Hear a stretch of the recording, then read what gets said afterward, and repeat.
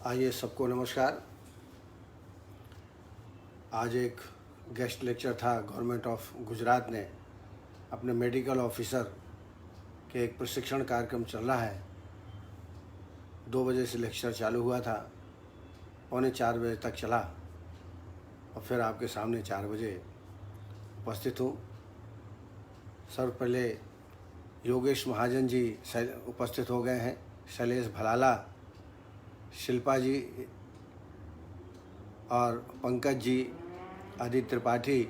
बहुत ही प्रसन्नता की बात है कि आप समय का अनुपालन कर रहे हैं। वंदना पाठक हमेशा समय पर जुड़ती हैं, रेखा वर्मा भी जुड़ गई हैं, उषा तबानी भी जुड़ गई हैं, गुरप्रीत कौर भी जुड़ गई हैं। तो ये बड़ी हर्ष का विषय है कि आप समय का ध्यान रखते हैं। निर्मला सवाल भी मुझे लगता है नेपाल से हैं, ये नेपाल से जुड़ गए हैं और पंकज शुक्ला जी जुड़ गए हैं। आइए अब हम कुछ चर्चा करेंगे।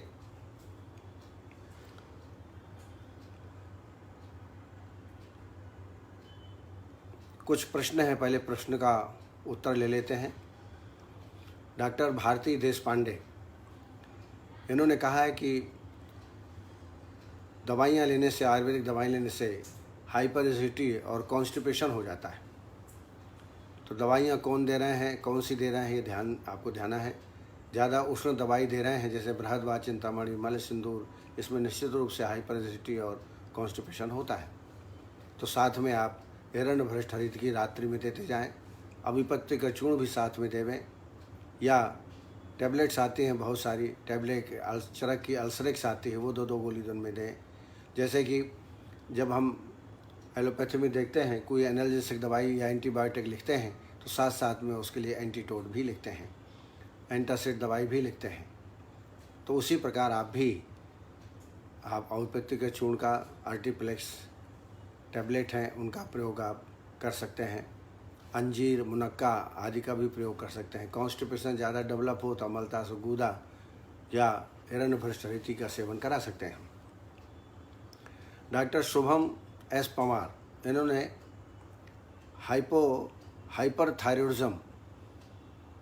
हाइपोथायरॉयडिज्म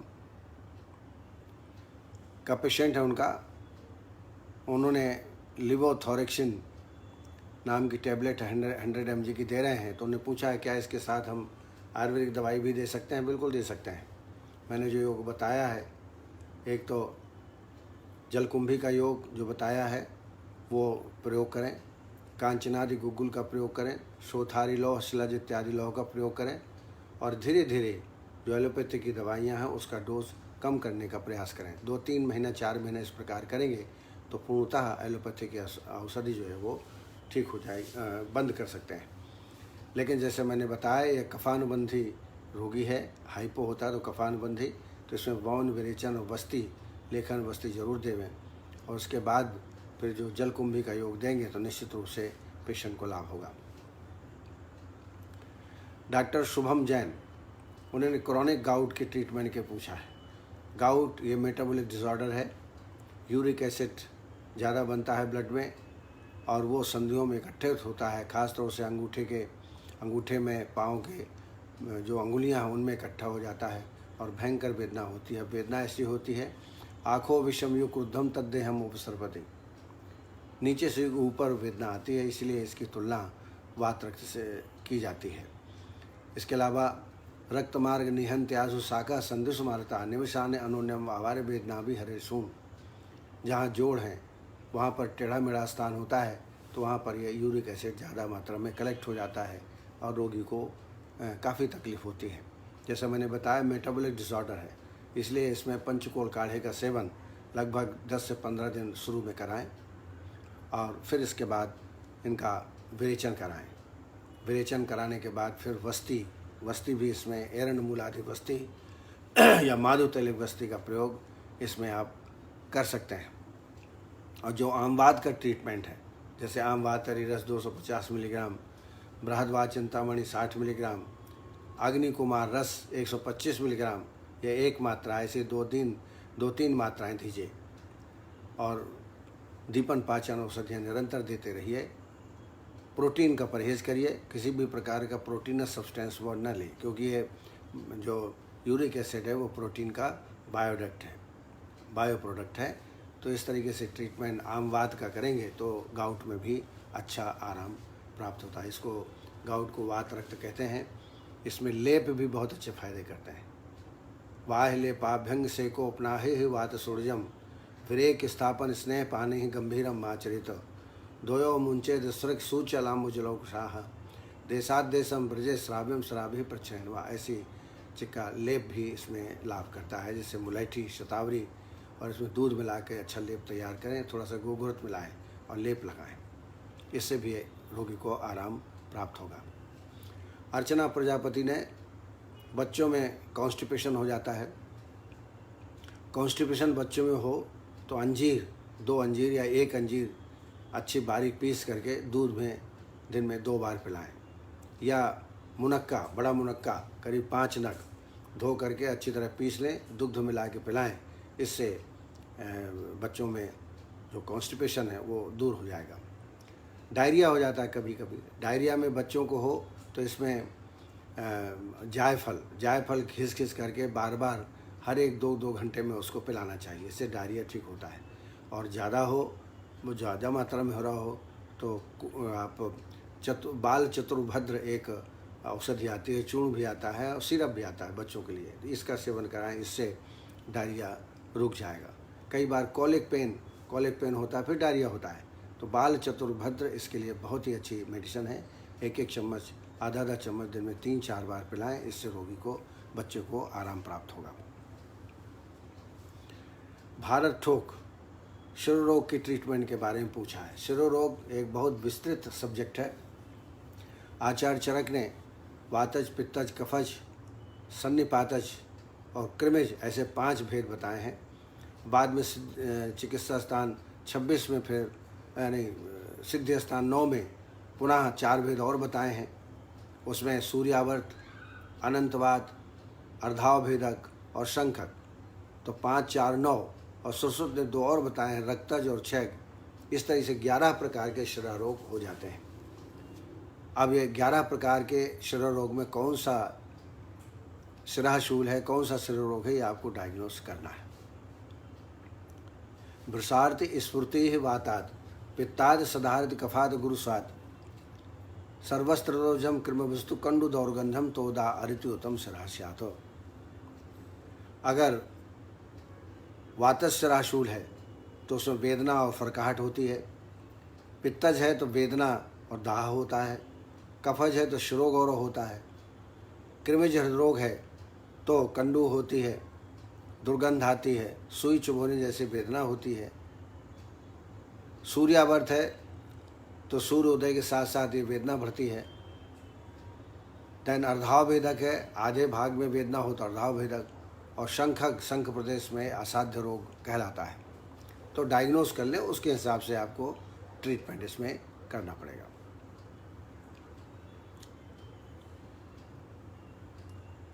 डॉक्टर कविता शर्मा जी ने गिलोय-बटी क्या हमेशा दे सकते हैं? तो गिलोय-बटी को नुकसानदेह तो है नहीं है, इसलिए चूँकि रसायन है, रिजुविनेशन करती है और ख़ास तौर से हड्डियों के लिए इम्पॉर्टेंट है, मज्जा के लिए इम्पॉर्टेंट है, तो आप ले सकते हैं, कोई दिक्कत नहीं। आजकल तो हर कोई ले रहा है। गिलोय घनबटी, अश्वगंधा और तुलसी घनबटी, ये मैं समझता हूँ हर तीसरा चौथा व्यक्ति आज कोरोना की डर से इसका सेवन कर रहा है, लेना चाहिए, मैं भी लेता हूँ। रेशम राठी, इन्होंने प्रश्न पूछा है मेलेस्मा का ट्रीटमेंट क्या है। ये एक प्रकार का त्वचा का रोग है। इसमें ब्राउन पैचेस फेस में हो जाते हैं। प्रेगनेंसी के दौरान हार्मोनल चेंजेस से ये अधिक होता है। ज़्यादा अधिक सन एक्सपोजर से भी ब्राउन पैचेस चेहरे में हो जाते हैं। ये स्त्रियों में अधिक होते हैं, पुरुषों में कम मात्रा में मिलता है। अगर ऐसे पैचेस हो जाएं तो हरिद्राखंड 5 ग्राम दिन में 2 बार, आरोग्यवर्धनी पंचनिम्बबटी 2 गोली दिन में 2 बार, और आर्टिप्लेक्स लोशन आता है वो चेहरे में लगाएं। एक लेप में बता रहा हूँ, अनुभूत इसमें तगर 10 ग्राम, चारोली 10 ग्राम, इनको बारीक पीस लें। इसमें थोड़ा गुलाब जल मिलाएं और थोड़ा ग्लिसरीन, ये मिला करके रात्रि में लेप लगा दें। प्रतिदिन ऐसा 7 दिन करेंगे तो पैचेस आराम से ठीक होंगे। कॉन्स्टिपेशन रहता हो, पित्त का प्रकोप ज़्यादा हो, तो आभ्यंतर स्नेहपान करने के पश्चात विरेचन अवश्य कराएं। स्किन डिसीज़ है तो निश्चित है विरेचन से अच्छा लाभ प्राप्त होगा। KN गंगवार, इन्होंने लीवर सिस्ट की ट्रीटमेंट के बारे में पूछा है। ये एक प्रकार की बिनाइन ग्रोथ है जो कि फ्लूइड से भरे हुए सैक का निर्माण लीवर के अंदर बन जाता है, इसी को हम सिस्ट कहते हैं। सामान्यतः इलाज की कोई आवश्यकता नहीं होती, अपने आप ठीक हो जाता है, लेकिन कभी कभी लीवर फंक्शंस के इफ़ेक्ट ये कर सकता है और कभी कभी इसमें सिम्टम्स भी मिलते हैं, जैसे abdominal fullness, abdominal pain, heart burn, vomiting और शोल्डर जॉइंट में पेन। ये लक्षण रोगी में प्राप्त हो सकते हैं। ऐसी अवस्था में, सिस्ट की अवस्था में आप विरेचन करा दें। त्रिफला घर से आभ्यंतर स्नेहपान करा के निशोथ, अमलता, सुगुदा और हरड़, इनका काढ़ा 100 ml बना के 40 ml कैस्टर ऑयल डाल के विरेचन करा दें। विरेचन करने के पश्चात आरोग्यवर्धनी, कैशोर गुगुलू और गोक्षरादि गुगुलू 1-1 गोली दिन में 3 बार, तीनों गोली 1-1 लेवें और 2 बार देवें। साथ में भूमि आमल की क्वाथ, भूमि आमल की क्वाथ और रोहित का रिष्ट। भूमि आमल की क्वाथ 2 चम्मच, रोहित का रिष्ट 2 चम्मच, 4 चम्मच हो गया। 4 चम्मच पानी भोजन के बाद। औषधियों में शोथारी लौह, यकृत प्लिहारी लौह और शिलज इत्यादि लौह 250-50 मिलीग्राम लेकर के दिन में 2 या 3 मात्रा शहद के साथ देवें। इससे शिष्ट निश्चित रूप से खान पान में परहेज रखें, तली मली चीज़ें या फास्ट फूड आदि का सेवन ना करें। डॉक्टर RB प्रजापति, क्रोनिक श्वेत प्रदर की ट्रीटमेंट के बारे में पूछा है। इसमें सबसे पहले आप पेशेंट का विरेचन करा दें। विरेचन करने के बाद वस्ती लगावें। वस्ती के द्रव्य नोट कर लीजिए। नाग केसर 30 ग्राम, धाय पुष्प 30 ग्राम, मुलहटी 30 ग्राम और शतावरी 30 ग्राम, इनको लेकर के काढ़ा बना लें 300 ml और पंचतिक्त घृत 50 ml, शहद 50 ml, सेंधव 5 ग्राम मिला के वस्ती बनाएं। ये वस्ती का भी उपयोग करें क्रॉनिक श्वेत प्रदर में। साथ में पुष्यानुक चूर्ण 1-1 चम्मच दिन में 3 बार। प्रदरांतरक लौह 250 मिलीग्राम, बोलबद्ध रस 250 मिलीग्राम, प्रवाल पिष्टी 250 मिलीग्राम, ऐसी दिन में 3 मात्राएं दें। साथ में अशोकारिष्ट 4 चम्मच, 4 चम्मच पानी भोजन के बाद। ये लगातार 4 से 5 महीने तक दवाई दें और साथ में पेशेंट को समझा दें कि MC के दौरान साफ़ सफाई का ध्यान रखें, क्योंकि श्वेत प्रदर अक्सर इसी से होता है और कमर दर्द भी ऐसी अवस्था में होती है। उसके लिए भी साइड बाय साइड पत्रपिंड जैसा सेक या अभ्यंग लक्षणानुसार जो है चिकित्सा उसकी भी करते जाएं साथ साथ में। डॉक्टर शिल्पा पालस्कर, इन्होंने हाइपर एक्टिव चिल्ड्रन की चिकित्सा के बारे में पूछा। कई बच्चे बड़े हाइपर होते हैं और कूदेंगे, दौड़ेंगे और आपका ध्यान आकर्षित करने का प्रयास करेंगे। ऐसे बच्चों को इसकी एनर्जी का प्रयोग करना चाहिए। इसे हम ADHD भी कहते हैं। A for attention, D for deficit, H for hyperactivity, D for disorder, अर्थात attention deficit hyperactivity disorder. बच्चों को काउंसलिंग करना चाहिए, समझाना चाहिए और उसकी एलर्जी का, उसकी जो एनर्जी है उसका व्यवस्थित प्रयोग करना चाहिए।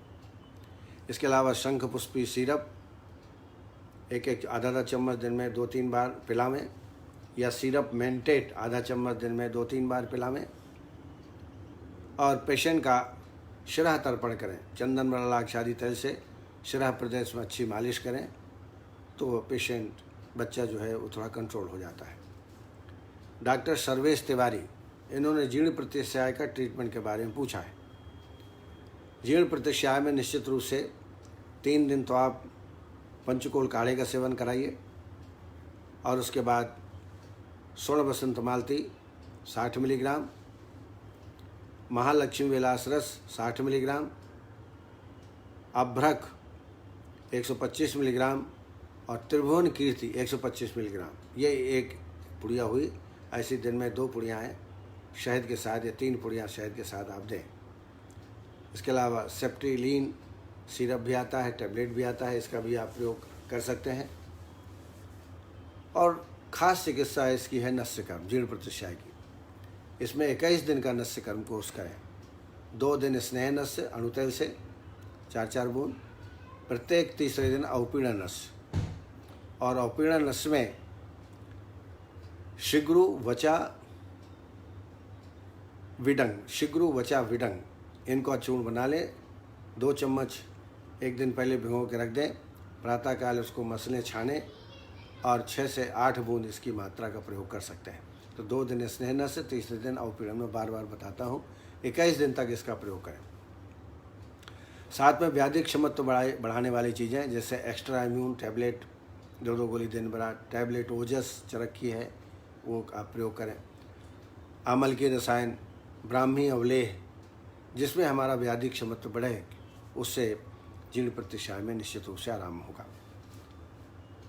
श्रीजा अलादी ने पूछा है आमवात का पंचकर्म का ट्रीटमेंट, ओरल ट्रीटमेंट। पंचकर्म के ट्रीटमेंट में पहले तो पंचकोल काढ़े का प्रयोग करें 3-4 दिन, फिर आभ्यंतर स्नेहपान करा के, आभ्यंतर स्नेहपान त्रिफलाघृत से करें सेंधव डाल करके, और फिर विरेचन करा दें। विरेचन करने के बाद फिर पंचकोल क्षारवस्ती का प्रयोग करें, या वैतरणी वस्ती जो वंगसेन की है उसका भी प्रयोग, आप एरंडमूलादि वस्ती का भी प्रयोग कर सकते हैं। ये ट्रीटमेंट करने के पश्चात फिर ओरल ट्रीटमेंट आप देवें। उसमें आम वातारी रस 250 मिलीग्राम, महावात विध्वंसन 250 मिलीग्राम, अग्निकुमार रस 125 मिलीग्राम, ऐसे दिन में 2 या 3 मात्रा शहद के साथ देवें। टैबलेट में सिंहनाथ गुग्गुलू 2-2 गोली दिन में 2 बार। और किसी भी तरीके से कैस्टर ऑयल का प्रयोग करें। प्रतिदिन 20 ml प्रातःकाल दुग्ध के साथ दोनों टाइम सेवन कराएं, इससे बड़ा लाभ होता है। एक कल्प का भी प्रयोग हम करते हैं आम बात में। पहले दिन 5 ml 10 ml ऐसा बढ़ाते हुए 50 ml तक ले जाते हैं, और फिर कम करते हैं, और उस दौरान लघु आहार का सेवन कराते हैं। इससे भी आम वात के रोगी को बहुत आराम प्राप्त होता है, ये हमने देखा है। Santosh Singh, toxic epidermatitis necrosis, ये बड़ी गंभीर व्याधि है। ये toxic epidermal necrolysis is also known as TEN, TEN, T for toxic, E for epidermal और N for necrolysis is also known as TEN। ये लाइफ थ्रेटनिंग डिसीज़ है, इससे मृत्यु भी रोगी को हो सकती है। पूरे शरीर में बहुत ही अत्यधिक मात्रा में इरिदिमा, खुजली होती है, सूखी खुजली, और ये नेक्रोसिस का रूप ले लेती है। बुलस डिटेटमेंट एपिडर्मिस का जब हो जाता है तो रोगी की मृत्यु भी हो सकती है। Mucous membrane causing the death, mucous membrane के इफेक्ट हो जाने से गैस्ट्रोइंटेस्टाइनल हेमरेज भी हो सकता है, रेस्पिरेटरी फेलियर भी हो सकता है, और जेनाइटो यूरिनरी कॉम्प्लिकेशन भी रोगी में प्राप्त हो सकते हैं। अर्थात ये बड़ी असाध्य व्याधि है। प्रारंभ में इसमें रसायन औषधियों का प्रयोग करें। आमल की रसायन 5 ग्राम दिन में 2 बार, ब्राह्मी अवलेह 1 चम्मच दिन में 2 बार। औषधियों में गंधक रसायन 250 मिलीग्राम, सूत शेखर रस 125 मिलीग्राम, गिलोय सत्व 250 मिलीग्राम। दिन में 2-3 मात्राएं इसका सेवन कराएं। साथ में वस्ती लगाएं इसमें, क्योंकि बवन विरेचन तो मुश्किल है। यदि विरेचन करा सकता है पेशेंट तो विरेचन करा दें, अन्यथा माधुतैलिक वस्ती लगाएं। इससे भी रोगी को आराम प्राप्त होता है। और इसमें तक्रधारा का सेवन, कुष्ठ में जो औषधियाँ बताई हैं, मुस्त मदनम त्रिफला करंज आरग वध कलिंग वाह दारवी सप्त पर्णाह सिद्धार्थकम नाम चेती, इनसे सिद्ध तक्र का तक्रधारा कराएं। इससे भी रोगी को काफ़ी आराम प्राप्त होगा। इसके अलावा कैशोर गुगुलू 2 गोली दिन में 2 बार, आरोग्यवर्धनी 2 गोली सुबह शाम को, इसका सेवन भी रोगी में कराएं। टोटल मिला करके शोधन चिकित्सा, रसायन चिकित्सा और लक्षणानुसार चिकित्सा, जो लक्षण रोगी में, जैसे हेमोरेज हो रहा है तो वहाँ बोलबद्ध रस, पुराल पिष्टी आपको देना पड़ेगा। टैबलेट पॉसिक्स है या जो स्तंभक दवाइयाँ स्टिप्लॉन, इसका भी सेवन करना पड़ेगा। तो अकॉर्डिंग टू डिसीज़, मान लीजिए जेनाइटो यूरिनरी प्रॉब्लम है तो उससे संबंधित आपको दवाई देनी पड़ेगी, क्योंकि ये बहुत ही खतरनाक व्याधि होती है। इसलिए ट्रीटमेंट भी बड़े सावधानी से इसमें करना चाहिए। विकास महाजन ने गंधक द्रुति बनाने का फिर से पूछा है। बहुत सरल है। आप 100 ग्राम गंधक ले लीजिए, बारीक चूर्ण कर लीजिए और उसमें तिली तेल डालिए और तिली तेल डालते हुए उसको घोटिए अच्छी तरह। इसमें 5 ग्राम त्रिकटु डाल दीजिए और घोटते जाइए। जब उनका अवलेह टाइप का बन जाए तब एक कपड़ा ले लीजिए, कपड़े में उसको लेप कर दीजिए। उसके बाद उसको रोल करिए। रोल करने के बाद दोनों सिरे बांध दीजिए और बीच में भी धागे से लपेट दीजिए। एक सिरे में एक लोहे के तार से बांध के लटका दीजिए और नीचे कटोरी रख दीजिए, स्टील की कटोरी, और जला दीजिए। तो जलाने से चू चू करके ड्रॉप बाय ड्रॉप बाद वो ऑयल प्राप्त हो जाएगा, जिसको बोलते हैं गंधक द्रुति। और बड़ा ये उपयोगी है, ख़ास तौर से जो फंगल इन्फेक्शन हो जाता है उसके लिए बहुत ही उपयोगी चिकित्सा है ही। डॉक्टर अग्रवाल अंजना, इन्होंने पूछा है मदन फल पिपली को डायरेक्ट लेना है या भावित करके लेना है। तो मैं बताऊं, यदि आप संग्रह विधि अपनाते हैं तो इसको बसंत ऋतु में पेड़ पे चढ़ के संग्रह करना चाहिए कायदे से। पीले पीले कच्चे नहीं लेना चाहिए, कीट नहीं उस लगे हों, तोड़ लें। तोड़ने के बाद फिर कुश के द्वारा उसको बंधन बांध लें, ऊपर से गोबर का लेप लगा करके तैयार करें, सुखा लें। सुखाने के बाद 8 दिन तक गेहूं की भूसा में या मूंग की भूसा में उसमें रख के रखें। 8 दिन बाद वो शून्य हो जाएंगे, पक जाएंगे। उनको निकालें, बीजा निकालें और बीजा को फिर घृत, दही, शहद और तिल, घृत, दही, शहद और तिल, इससे भावित करके रखें। ये एक्चुअली संग्रह विधि है। लेकिन आप इतना तो नहीं कर पाएंगी। आप मदन फल ले लीजिए 5-6 किलो और उसमें काले काले बीज चयन कर लीजिए और इन काले काले बीजों को फिर घृत, दही, शहद और तिल कल्क, इसको मिला के भावित कर लीजिए। तो ये हमेशा के लिए हो जाएगा। आप 4-5 महीने के लिए बना सकते हैं और नष्ट भी नहीं होंगे। लेकिन अगर मदन फल ऐसा ही रखा रहेगा बिना फोड़े तो वो सड़ जाते हैं। तो मैंने देखा है कि मैं 1 किलो मंगाता हूँ तब जाके 15 ग्राम जो है मदन फल पिपली अच्छी मिलती है। तो भावित करके रख लें तो बहुत अच्छा है। भावना के लिए मैंने बताया घृत, दही, शहद और तिल कल्क, इनको अच्छा घोट करके उसमें मिला दीजिए और रख दीजिए तो ये खराब नहीं होता है। डॉक्टर शालिनी सिंह, इन्होंने एरण्य भ्रष्ट हरितकी में छोटी या बड़ी हरितकी, छोटी हरितकी ज़्यादा अच्छा है। हालांकि बड़ी हरितकी भी ले सकते हैं, लेकिन छोटी हरितकी थोड़ा तेज गति से काम करती है, विरेचन अच्छा होता है। धीरज विश्वकर्मा, धात रोग की चिकित्सा। धात रोग क्या है एक्चुअली? ये देहातों में बड़ा फेमस है। क्या होता है, जब कॉन्स्टिपेशन होता है रोगी को तो पेशाब करने को में ताकत लगाता है, और जैसे ही ताकत लगाता है तो एल्ब्यूमिन निकलने लगता है सफ़ेद, और उसको धात, और धात तो है ही एक्चुअली भी, क्योंकि it is a proteins substance, रोगी को कमज़ोर आती है। तो सबसे पहले तो जो प्रोटीन सब्सटेंस है थोड़ा कम कर दें, और साथ साथ में परगेटिव मेडिसिन दें, जैसे मोशन, अनुलोमन अच्छा होता रहे, एरण्य भ्रष्ट रीत की रोज़ देते रहें, इससे निश्चित आराम होगा। एक टैबलेट आती है बंगशील। बंगशील बहुत इफेक्टिव है इसके लिए। 2 गोली दिन में 3 बार सुबह दोपहर शाम का सेवन करें। इससे ये धात की बीमारी जो है नष्ट हो जाती है। रेखा वर्मा, क्रूर कोष्ठी रोगी को कौन सी औषधि लेना चाहिए? क्रूर कोष्ठी यदि रोगी है, अगर आप विरेचन के संदर्भ में बात कर रहे हैं तो इसमें कुटकी 30 ग्राम, अमलतास गूदा 30 ग्राम, निशोथ 30 ग्राम, छोटी हड़द 30 ग्राम, इनका काढ़ा बना के 100 ml बना लें। 30 से 40 ml कैस्टर ऑयल और 125 से 250 मिलीग्राम इच्छाभिति रस, ये मिला के लेंगे तो अच्छा होगा।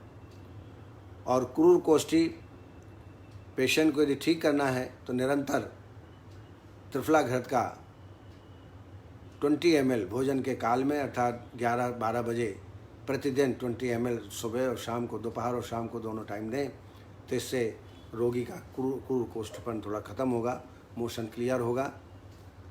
और ऐसे आहार विहार खाएं स्निग्ध युक्त, ज़्यादा बेसन तली मली चीज़ों फास्ट फूड आदि का प्रयोग ना करें। तो सुनील रातौरी जी ने रस औषधियों के बारे में कुछ पूछा है। टॉक्सिक प्रभाव, वास्तव में अगर रस औषधियाँ ठीक से नहीं बनी हैं तो बहुत ही भयंकर टॉक्सिक इफेक्ट पड़ते हैं। खासतौर से मल सिंदूर, रस सिंदूर, ये जितने भी पूटिपक्व रसायन हैं, अगर ठीक से नहीं बने तो टॉक्सिक इफेक्ट बिल्कुल पड़े। इसलिए बहुत सोच समझ कर अच्छी कंपनियों से दवाइयों का प्रयोग करना चाहिए। लोकल कंपनियों की दवाइयों का प्रयोग ना करें। दिन में अगर स्वर्णयुक्त रस औषधि है, जैसे बृहदवाद चिंतामणि है, योगेंद्र रस है, वात कलांतक है, तो 60 मिलीग्राम का एक डोज होता है। दिन भर में 125 मिलीग्राम आप खिला सकते हैं, इसमें किसी भी प्रकार की परेशानी नहीं है। अगर भस्म है तो 250 मिलीग्राम सुबह, 250 मिलीग्राम शाम के, यानी 500 मिलीग्राम तक आप दे सकते हैं। कॉन्ट्रा इंडिकेशन, निश्चित रूप से जो सर्वांग शोथ हो, किडनी बहुत ही श्रंक हो गई हो, सीरम क्रिएटिनिन की मात्रा अत्यधिक हो, किडनी डिसऑर्डर बहुत एक्यूट तंग का हो, तो उस समय प्रयास करें कि रस औषधियों का प्रयोग ना करें। हालांकि हमारे प्राचीन काल से इसका प्रयोग होता आ रहा है, लेकिन शुद्धता की गारंटी हम नहीं ले सकते, तो कभी कभी किडनी में नुकसान हो सकता है। और आजकल पेशेंट भी अपने से बोलते हैं कि हमको मेटेलिक औषधियाँ मत दीजिए, किडनी मेरी पहले से ही कमज़ोर है। तो थोड़ा से ये ध्यान अपने को रखना है। हमारे इस कार्यक्रम में सुनील रातौरी जी, जो कि हमेशा जुड़े रहते हैं और बहुत ही पहले उपस्थित हो जाते हैं। अदिति त्रिपाठी भी बहुत पंक्चुअल हैं। अर्चना वर्मा, आनंद आयुर्वेद वाले, नियमित रूप से उनके प्रश्न आते हैं, सुनते हैं। निर्मला स्वाल, शैलेश भलाला जी, विजय सैनी, माधव मिश्रा जी, शुभम पवार जी, योगेश महाजन जी, राज अग्रवाल जी, रेखा वर्मा, नीलम शुक्ला, सुरेंद्र सिंह, धनंजय कुमार श्रीवास्तव जी, मनोरंजन साहू, धीरज कुमार, सविता पाटिल, रीना शर्मा जी, अर्चना प्रजापति, पंकज शुक्ला जी, वेद पाठक जी, भारत ठोक जी, कविता शर्मा जी, अनिल भारद्वाज, अरुण शर्मा जी, राम सिंह चौधरी, डॉक्टर नमीन जो इस कार्यक्रम के संयोजक हैं, प्रतिभावान हैं, पवन जोगी जी, सुखमंत सिंह, ज्योतिबाला डामोर, संतोष सिंह, सुकुमार जोशी, विनोद पटेल, विवेक भरद्वाज, सीमा माधवार, शैलेंद्र ठाकुर, सर्वेश तिवारी जी, मनोज शुक्ला जी, विकास महाजन जी, के अग्निहोत्री जी, दैन महेश नायक जी, विनेश्वरी श्रीवास्तव जी, धीरज विश्वकर्मा जी, विकास चौधरी, दिनेश पटेल, श्रीकांत वर्मा जी, मुबिन मुल्ला जी, संजय जी, सोनल पटेल जी, कृष्ण कुमार चौरसिया जी, नीलम चौरसिया जो कि यूएसए में हैं, वो निरंतर इस कार्यक्रम को देखती हैं। आप सबको बहुत बहुत हार्दिक आभार और धन्यवाद। जो इतना रिस्पेक्ट आप देते हैं उसके लिए मैं आपको आभार प्रकट करता हूँ। आइए आज हम आंत्रावरोध, इंटेस्टाइनल ऑब्स्ट्रक्शन, ये बहुत ही आर्थिक व्याधि है और इसकी तत्काल चिकित्सा करनी पड़ती है। इंटेस्टाइन ऑब्स्ट्रक्शन, किसी कारण से ऑब्स्ट्रक्शन हो जाता है स्ट्रेंगुलेशन से या किसी फॉरेन पार्टिकल से या पाइल्स फिस्टुला से या पक्ष्म बाल से, किसी भी कारण से जब आंत्र में अवरोध हो जाता है तो कंटेंट्स एक स्थान से दूसरे स्थान में नहीं जा पाते, रोगी को बहुत ही परेशानी आती है। आंत्रावरोध अत्यंत घातक आत्तिक अवस्था है। चिकित्सा समय पर न करने से रोगी की मृत्यु भी हो सकती है। इसके कारण पुरीस अर्थात मल और अपान वायु की प्रवृत्ति रुक जाती है। कभी कभी कष्टपूर्वक मात्र मल प्रवृत्ति थोड़ा थोड़ा होती है। उदर में बहुत ही तीव्र वेदना होती है। वमन की प्रवृत्ति होती है, उल्टी होती है व्यक्ति को। और इसमें मुख्य रूप से 3 विशिष्ट लक्षण होते हैं। पहला है उदरशूल, दूसरा है वमन और तीसरा है मलावरोध, मल का रुक जाना। आयुर्वेद में से बद्ध गुदोदर के नाम से हम कह सकते हैं, क्योंकि अलग से आंत्रावरोध का वर्णन हमारे शास्त्र में नहीं आता है।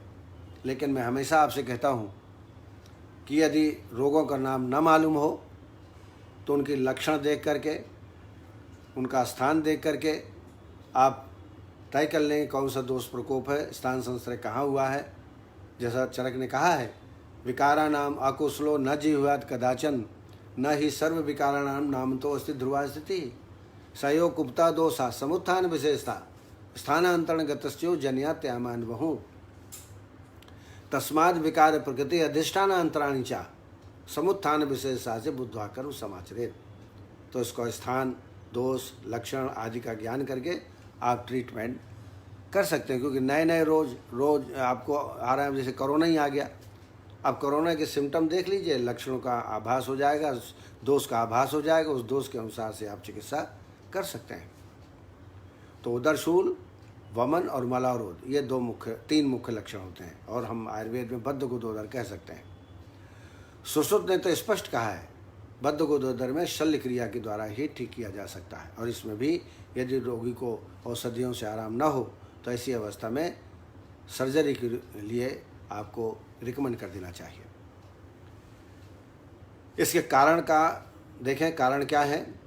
तो आंत्र में बाल, बालू इत्यादि अंदर चला जाना, उससे आवृत हो जाना, वातादि दोष का मल के साथ क्रमिक संचय, उदावर्त अनाह, अर्शांकुर और आंत्र सम्मूर्छन,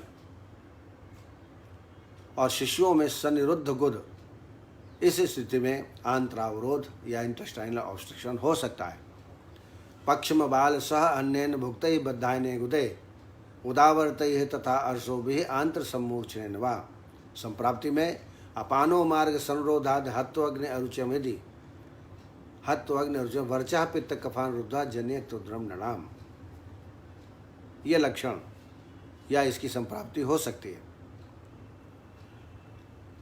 तो संप्राप्ति जैसा मैंने बताया, स्वनिदान से अपान वायु का प्रकोप, जाठराग्नि का नाश, मल पित्त कफ को आंत्र में रोककर बद्ध गुदोदर की उत्पत्ति होती है, और इसमें भयंकर आंत्रावरोध हो जाता है। लक्षण इसमें तृष्णा, दाह, ज्वर, मुख और तालु प्रदेश में शोष, उरु वेदना, कास, श्वास दुर्बलता, अरुचि, अभिपाक और मलमूत्र का संग, आधमान, छर्दी, क्षवथु और हृदय, शिरा प्रदेश, नाभि प्रदेश, गुदा में अत्यधिक वेदना होती है, शूल होता है। उदर में वायु का घूमना, गुड़गुड़ आवाज़ करना, उदर का रक्त नील वर्ण की रेखाओं का व्याप्त हो जाना उदर के ऊपर, उदर का शिराजाल से व्याप्त हो जाना, नाभि के ऊपर गोपुच्छ समान उभार होना, ये मुख्य लक्षण है। सुश्रुत ने मुख्य 3 लक्षण बताए हैं। पहला मलावरोध, कभी कभी मलावरोध, लेकिन थोड़ा कभी कभी कष्टपूर्वक मल प्रवृत्ति हो सकती है। दूसरा है हृदय, नाभि के मध्य उदर का फूलना, आधमान होना। तीसरा लक्षण है पुरीस के समान दुर्गंधित वमन होना। ये ऑब्स्ट्रक्शन, इंटेस्टाइनल ऑब्स्ट्रक्शन के मुख्य लक्षण आचार्य सुश्रुत ने बताए। चिकित्सा तो सर्वप्रथम महानारायण तैल से अभ्यंग कराएं, फिर स्वेदन कराएं, नाड़ी स्वेद आदि, उससे रोगी को बहुत आराम मिलता है, या हॉट वाटर बैग से सेक करें। इसमें तीक्ष्ण विरेचन देना होता है। आभ्यंतर स्नेहपान चित्रक घृत से या पिपली घृत से आभ्यंतर स्नेहपान करने के पश्चात तीक्ष्ण विरेचन कराएं, जिसमें निशोथ, कुटकी, अमलतास 30-30 ग्राम लेकर के काढ़ा बना के 40 ml क्रिस्टराइल और इच्छाभेदी रस 125 मिलीग्राम ये दे करके तीक्ष्ण विरेचन कराएं। और इसमें तीक्ष्ण निरूह बस्ती भी देते हैं। इस निरूह बस्ती में एरंडमूल, कुटकी, गोमूत्र, तिल तैल, एरंड तैल और सेंधो, इसको मिला के निरूह बस्ती देवें। आवश्यकता पड़ने पर अनुवासन बस्ती सहचर तैल से आप दे सकते हैं, और बार बार इसकी अनुलोमन चिकित्सा करें। स्नूही क्षीर मिलाकर विरेचन कराएं या नाराच रस मिला के विरेचन कराएं, जिसको इच्छाभेदी भी कहते हैं। और साथ में एक वर्धमान पिपली रसायन, इसका भी प्रयोग आप कर सकते हैं। शास्त्र में तो ये बताया है कि 10 से प्रारंभ करके 100 करें, फिर कम करें। ऐसा कम करते हुए 1000 पिपली का सेवन करने का उल्लेख है। लेकिन यहाँ क्रम वृद्ध्या दशाहानि 10 पैपल्ली के दिनम वर्धेर पैसा सार्धम तथैव वापने वापना जीर्णा जीर्णे च भुंजे च षष्टिकम क्षीर सर्विसा पिपली नाम सहस्त्र से प्रयोग रसायन। इतना नहीं करना, आप 1 पिपली से चालू करिए, 10 पिपली तक बढ़ाइए, फिर 10 से फिर कम करिए, और वैसा ही दुग्ध की मात्रा भी आप बढ़ाते जाएं। अच्छा होगा कि पिपली को 1 दिन पहले गोमूत्र में भिगो कर रख दें, फिर सेवन करें तो ज़्यादा लाभ होगा। तो वर्धमान पिपली रसायन भी इसके लिए बहुत उपयोगी है। एक बहुत अच्छा गुटिका बना लीजिए, गुड़, पिपली, हींग और त्रिकटु। गुड़, पिपली, हींग और त्रिकटु बराबर मात्रा में मिला करके गुटिका बना लें, और 2-2 गुटिका 2-2 घंटे में आप सेवन कराएं। इससे भी बहुत जल्दी रोगी में आराम मिलता है। इसके अलावा भेदनी बटी, अभ्यादि बटी, क्षार वटिका, ये गोलियाँ आती हैं, ये सब विरेचक हैं। आरोग्यवर्धनी औषधियों में नाराच रस 60 मिलीग्राम, शंख भस्म 250 मिलीग्राम, शूलगज केसरी 125 मिलीग्राम। ये दिन में 3 या 4 बार इसकी मात्रा शहद के साथ या गर्म पानी के साथ दें, और अजवाइन से सिद्ध पानी का ही सेवन करें।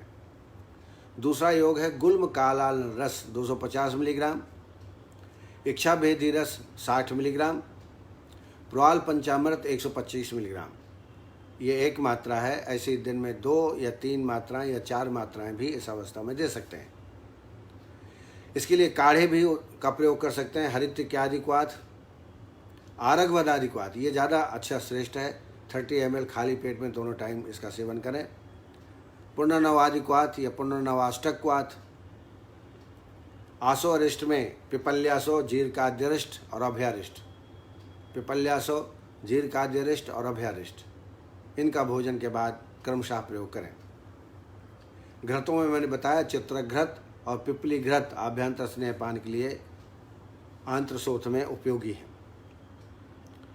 इसके अलावा एक योग और है, हिंगोष्टक चूर्ण 5 ग्राम और नाराच रस 60 मिलीग्राम। ये मिला करके दिन में 2 बार खाली पेट में, विरेचक औषधियाँ हमेशा खाली पेट में देना चाहिए, ये ध्यान रखें। और इससे भी यदि ठीक ना हो पेशेंट तो सर्जरी के लिए रिफ़र कर देना चाहिए। लेकिन मेरा ऐसा विश्वास है, जैसे मैंने एक गुटिका बताई आपको, गुड़, पिपली, हींग और त्रिकटु, इसको आप बार बार गर्म पानी से दीजिए तो कई बार विरेचन करने से आंतें जो है खुल जाती हैं। इसलिए इसमें तीक्ष्ण विरेचन, स्नूही क्षीर युक्त, स्नूही क्षीर का प्रयोग भी आप करें। अब ये सब एक्सपीरियंस होता है, बार बार करेंगे तो निश्चित रूप से आपको अनुभव प्राप्त होगा।